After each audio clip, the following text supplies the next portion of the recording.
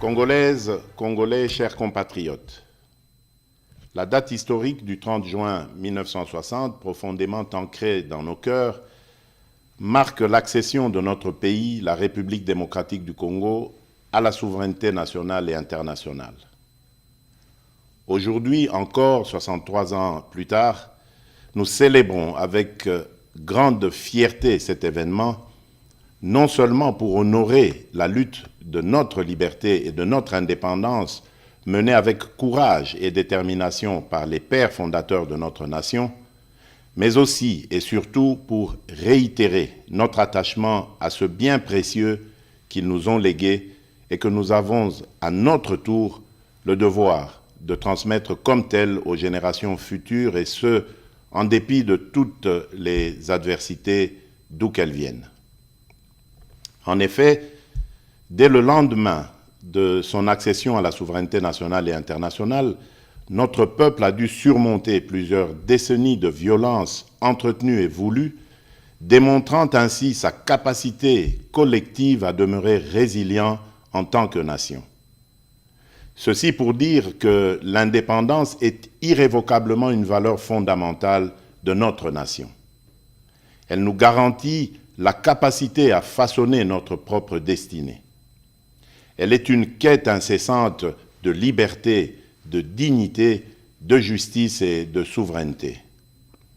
Elle constitue le socle de notre identité nationale, notre cohésion sociale, car elle nous permet de mettre en valeur notre culture, notre histoire et nos aspirations profondes. Il est vrai que cette année, la célébration de notre indépendance est teintée de tristesse, car notre intégrité territoriale est menacée par une force d'occupation étrangère. Certains de nos compatriotes en ce moment précis à l'Est ne peuvent pas jouir de cette liberté que nous célébrons parce que victimes de l'oppression des agresseurs. Je tiens à leur exprimer toute notre compassion et à les assurer de notre détermination à œuvrer sans relâche pour leur libération certaine. C'est la raison pour laquelle nous ne cesserons de rendre un hommage mérité à nos pères de l'indépendance, dont la vision lumineuse et la lutte nous ont permis de devenir et de rester, depuis 63 ans, un peuple libre, en dépit de toutes ces adversités. Mes chers compatriotes, au défi permanent de la préservation de la liberté chèrement acquise, nous devons inlassablement associer celui de la poursuite de la noble et grandiose œuvre qu'est la bataille pour le développement économique et social de notre pays, de manière à mériter ainsi le rêve et les sacrifices consentis par nos pères de l'indépendance. C'est seulement à cette condition que les générations futures pourront à leur tour être fiers de l'héritage que nous leur aurons légué. Cependant, laissez-moi vous dire que j'ai pleinement conscience de votre perplexité au regard de la baisse du pouvoir d'achat, surtout celui des plus démunis, dont les conséquences, bien que prévisibles sur le panier de la ménagère, se veulent pour certains difficilement surmontables. Les performances enregistrées au niveau des recettes intérieures, grâce à une évolution favorable des prix de produits de base et à la numérisation du processus de recouvrement, n'ont pas été suffisamment ressentis à cause du contexte économique mondial et de la situation sécuritaire à l'est de notre pays. En effet, l'enlisement de la guerre en Ukraine, d'une part, a occasionné la hausse des prix mondiaux des commodités et des matières premières, de l'énergie et des produits de première nécessité, entraînant ainsi des pressions inflationnistes dans le pays et même au sein des économies les plus robustes du monde. Et d'autre part, la guerre à l'est du pays a provoqué une augmentation significative du volume des dépenses exceptionnelles dans le domaine de la sécurité en vue de garantir notre intégrité territoriale. Cependant, les perspectives à court et moyen terme demeurent favorables et stables. En effet, les prévisions du Fonds monétaire international pour 2023 sont de l'ordre de 8%, de 7,2% pour 2024 et de 7,5% pour 2025. C'est ainsi que je voudrais vous rassurer que l'amélioration des conditions de vie de mes concitoyens demeure au cœur de mes priorités quotidiennes.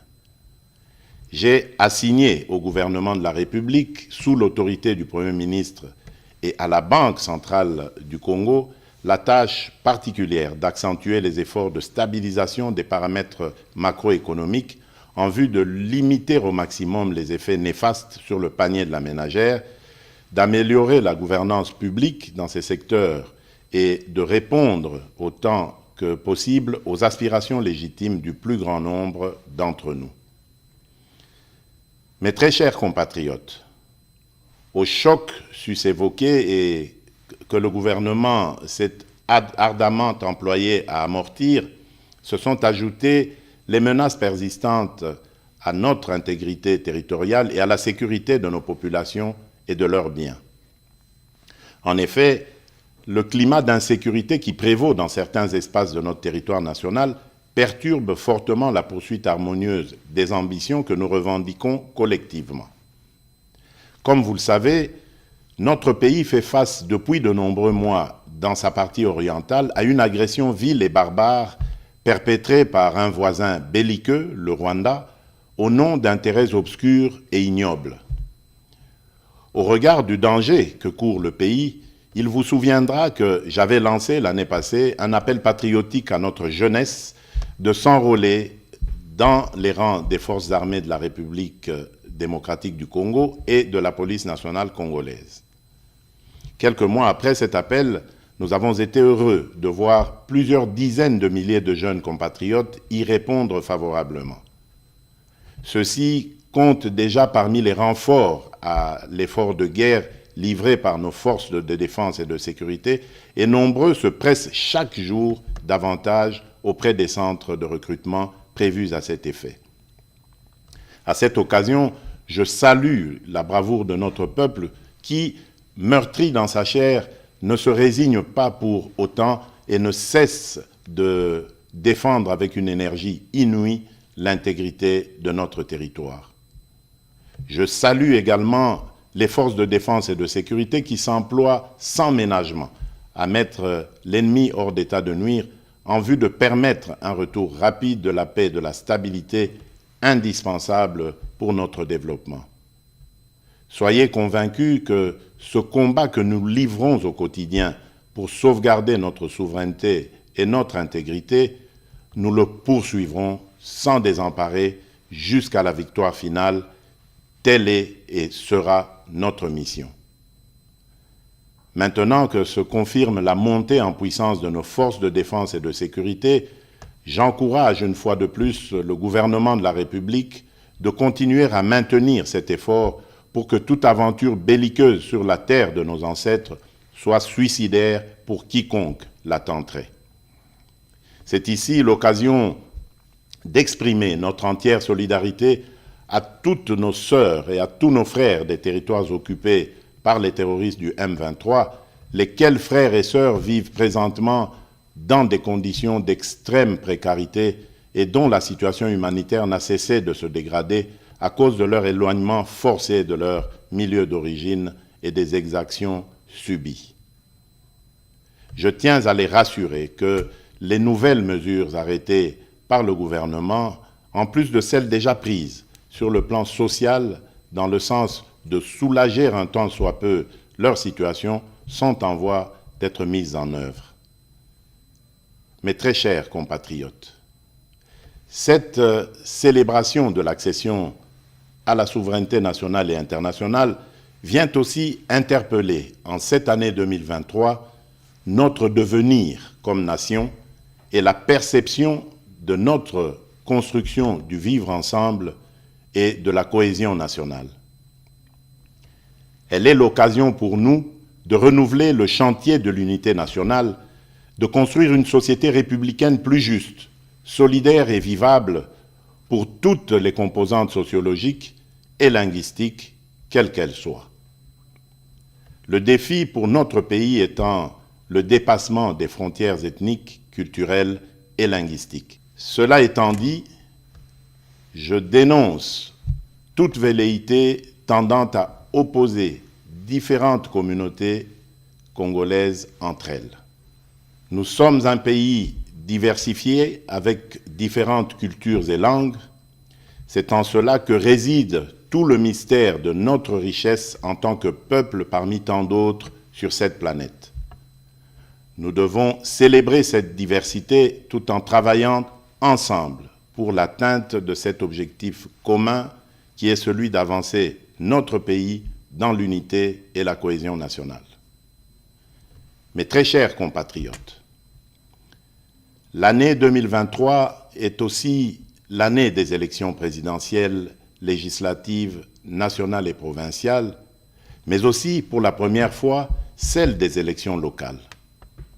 Ainsi, en dépit des différentes contraintes, j'invite instamment la CENI, comme je m'y suis engagé devant la nation, à poursuivre courageusement et sans relâche les efforts en cours en vue du respect des délais constitutionnels dans l'organisation rigoureuse des différents scrutins conformément aux standards internationaux. Au regard de l'évolution à ce jour des opérations électorales effectuées sur l'ensemble du pays, je félicite la CENI pour cette première partie du travail abattu dans le respect de sa feuille de route. De même, je rappelle au gouvernement de la République de continuer à faire sa part, notamment en prenant toutes les mesures nécessaires pour mettre les moyens financiers à la disposition de la CENI en vue de la tenue des élections transparentes et crédibles dans le respect des délais constitutionnels. En effet, ces élections donneront l'occasion aux vrais dépositaires de la légitimité populaire, c'est-à-dire le peuple congolais, de choisir librement celles et ceux qui seront appelés à assumer, pendant une période, la noble charge de la conduite des affaires de la nation au plan national ou local, dans l'intérêt général. Je vous invite donc à aller vers les prochaines élections dans un climat apaisé et serein, en maintenant sans relâche la cohabitation harmonieuse qui nous a toujours caractérisés et qui fait réellement la force de notre nation. Nous devons absolument, pour cela, préserver dans notre beau pays l'unité, la cohésion sociale et la stabilité, nonobstant nos convictions et nos choix qui peuvent, bien entendu, être divergents. En ma qualité de garant de l'unité nationale et de la stabilité de notre pays, je continuerai à jouer pleinement mon rôle pour assurer ce climat de paix qui doit mener le pays sur la voie du développement durable. Mes chers compatriotes, en ce jour mémorable, le défi majeur reste celui d'associer les couches les plus démunies de notre population dans cette orbite du développement, gage d'une véritable indépendance. C'est le rôle assigné au programme de développement local des 145 territoires, le PDL 145T en sigle. Ce programme, destiné à promouvoir l'émergence des économies des territoires et à améliorer les conditions et cadres de vie des populations rurales à travers des investissements publics massifs, permettra non seulement de réduire rapidement la pauvreté et les inégalités spatiales dans notre pays dans le moyen terme, mais également favorisera une convergence rapide des revenus et des conditions de vie entre les populations rurales et celles des milieux urbains. Je me réjouis de vous informer que les 3 agences d'exécution, chacune en ce qui la concerne, ont prévu de commencer à livrer les infrastructures socio-économiques de développement à la base, que sont les centres de santé, les écoles primaires et les bâtiments administratifs, dès le courant du mois de juillet prochain. Mes très chers compatriotes, l'indépendance est un droit inaliénable que chaque nation doit défendre avec force et détermination, car c'est ce qui nous permet de protéger nos intérêts et notre avenir. C'est ainsi que, pour terminer, j'en appelle à la mobilisation générale de nos énergies et de nos intelligences, pour continuer à bâtir ensemble notre cher et beau pays, à préserver l'unité et la cohésion nationale, à protéger notre intégrité territoriale. Que Dieu bénisse la République démocratique du Congo et son peuple. Joyeuse fête de l'indépendance à toutes et à tous. Je vous remercie.